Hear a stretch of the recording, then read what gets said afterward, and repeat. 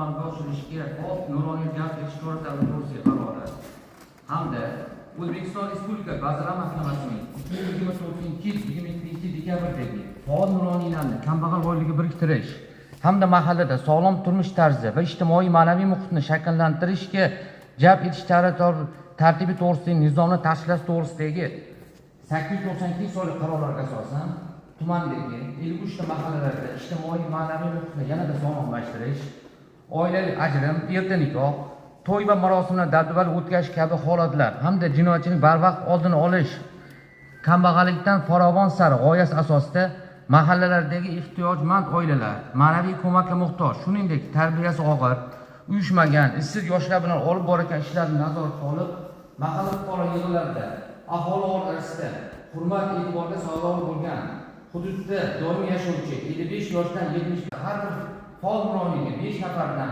315 tamoyil asosida 795 nafar kambag'al oilalar biriktirildi. Hozirgi kunda ushbu oilalarni kambag'allikdan chiqarish bo'yicha mahalla yetkaziligi bilan birgalikda nuroniy tomonidan qator ishlar tashkil etilgan. Kambag'al oilalarda kambag'allikdan chiqarish bo'yicha tumandagi mavjud 53 ta mahalla fuqaro yig'inida jami 900 dan ortiq tadbirlar o'tkazildi. Ushbu tadbirlarda 6,5 mingdan ortiq fuqarolar ishtirok etdilar. Mahalla yetkaziligi hujjat jarayonining 2025 mavsumiga to'xtalib o'tsak, 2025 yil 1 mavsum tashabbuskorlar tomonidan jami 176 turli xil yo'nalishlarda tashabbuslar kiritildi. Shundan 153 tasi ishchi komissiya tomonidan mezonlarga muvofiq bo'lganligi sababli moderatsiya jarayonida ijobiy xulosa olib, ovoz berish bosqichiga o'tkazildi.